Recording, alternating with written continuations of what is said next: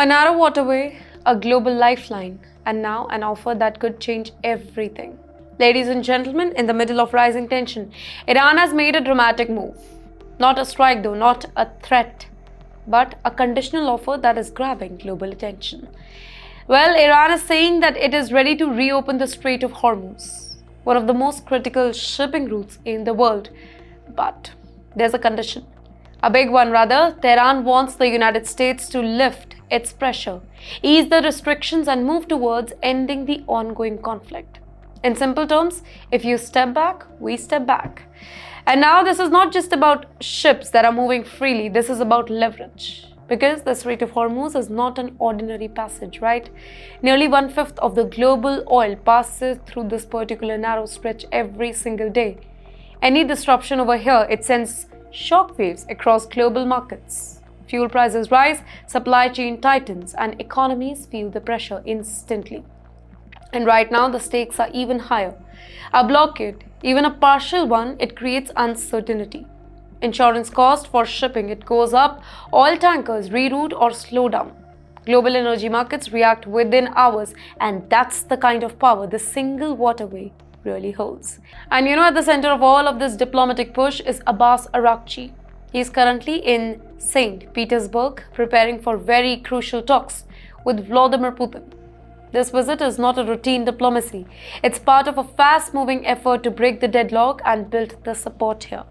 Mr. Araghchi, he has been traveling across key capitals, Oman, Pakistan, and now Russia. Each stop is strategic. Each meeting is aimed at finding a way out of a current impasse. Well, these are not any symbolic visits. They are attempts to reopen communication channels that have nearly collapsed. Because right now, direct talks between Iran and the US, they are stuck. No progress, no agreement, no clear path. Iran has openly blamed Washington for breakdown, saying that excessive demands have made negotiations impossible for both the ends.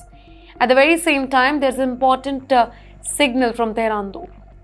Iran is basically saying that the bigger and more complex issue, its nuclear program, it can be discussed later.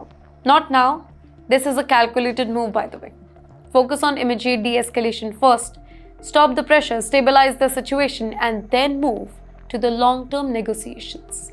In the meantime, earlier attempts at diplomacy has already failed. Pakistan hosted one round of talks between the two sides, but it did not lead to any breakthrough. Hopes for another round, they were rising until the plans changed. Mr. Donald Trump, he cancelled a proposed diplomatic outreach. In fact, his own envoys, they were expected to travel, but the trip, it was scrapped. Well, that particular decision effectively paused any immediate chance for any direct dialogue.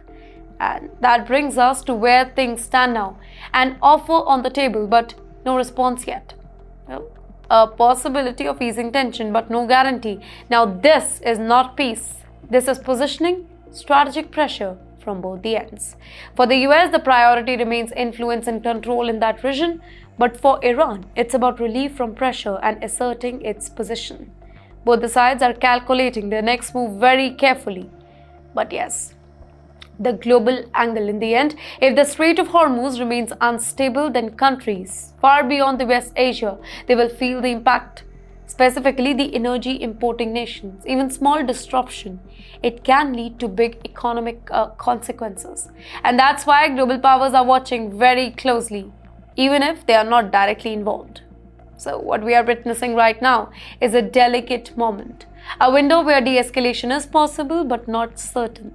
One wrong move, one miscalculation, and the whole situation, it can spiral again. Because in geopolitics, offers are rarely just offers, they are signal, they are tests, and sometimes they are the opening move of a much larger game.